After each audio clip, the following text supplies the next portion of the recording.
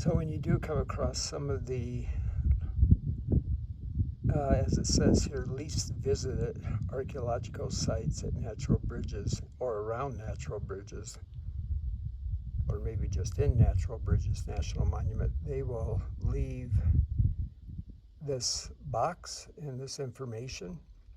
And the rock art that I was just showing earlier is a pictograph. There are petroglyphs, but this is a pictograph that we're looking at, pigments painted on rock. And it says, please don't touch. I just noticed an art carving there. That would be what I said earlier, the petroglyphs. And that looks like a human figure of some sort. And it looks like there's some other etchings on the wall here that ancient peoples put on the wall. Oh yeah, and here's a traditional, or I don't know why I say traditional. Don't know if it's showing up in the camera, but the snake figure. And this is quite common. Seeing, I say a snake figure, it's a snake. And you'll see those on a lot of different walls and areas. Here's some interesting other signs on the wall.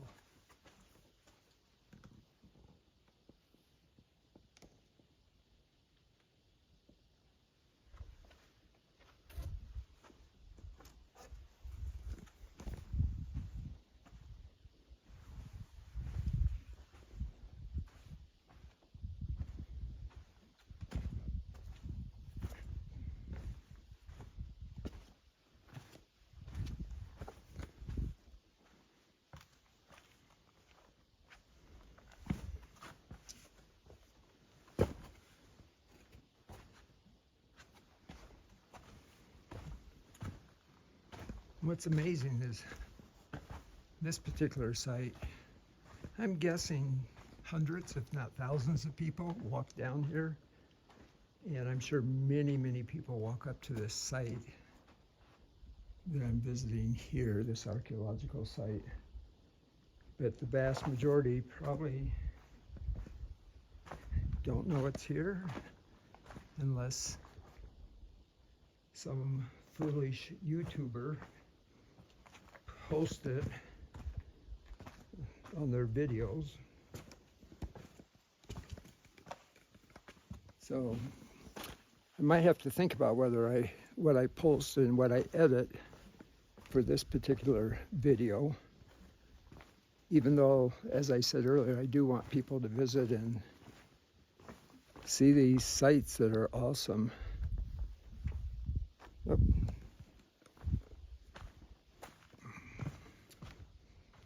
I'm also, like I said earlier, on a different topic, totally impressed with the flash floods that came last summer or the summer before and changed all of this. There was quite an accumulation of sand, almost like a sand dune in this area, and that sand dune is gone. And there's a lot more debris, trees and deadfall that's been deposited in this area, and it cut out a pretty deep channel underneath the arch.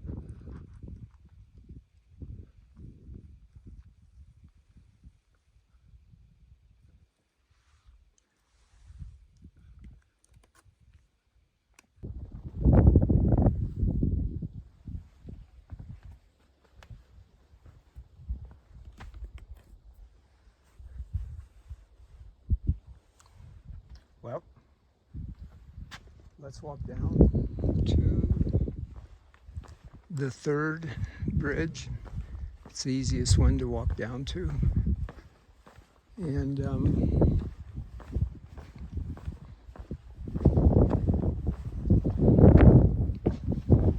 it will only take about 30 minutes or so to walk down and back up and see the bridge.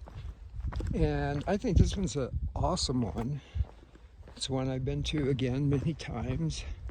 And it's the first bridge on the route that I've worked on NOLS courses. And it takes, to get to this location, as I said earlier, it takes about 3 days on a NOLS course, walking through pretty wild canyons, I'd have to say. You won't see other people until you get here. Then you will see a few people here, and then when we go out the other side, it's a rare occurrence to see other backpackers, hikers in the canyons, which to me is pretty surprising considering the beauty of the landscape. This, I did not look, I should have looked. I think this is the longest land bridge of the three.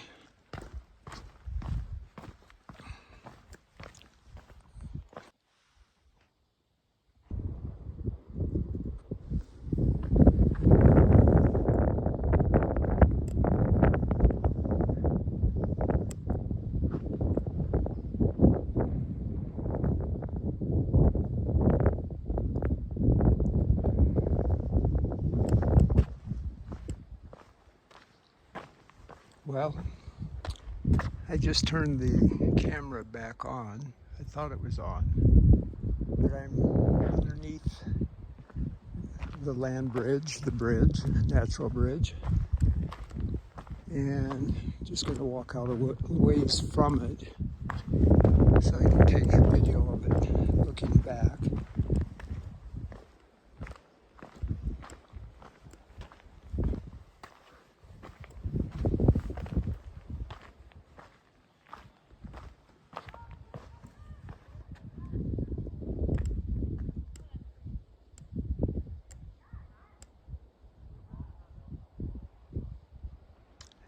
There's no people here, which is amazing, but I hear voices.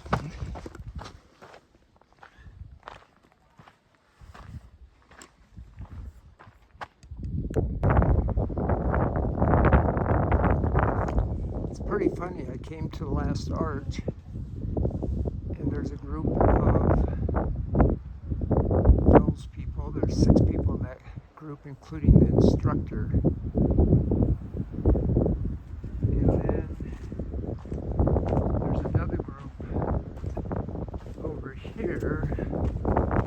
That's waiting for them to get out of here. They're right there in the shade. I don't know if you can see them. Pretty funny. They're doing the Armstrong Canyon route, and they have to, as I said earlier, they have to walk through the monument today, or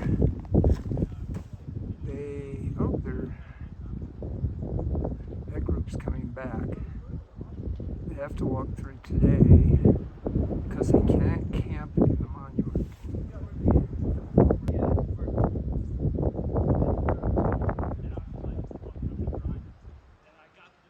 Oh good, they're crossing and now they're on this side, and they'll find their life will be a lot easier. And again, here's the arch, or bridge. I keep saying arch, it's a bridge.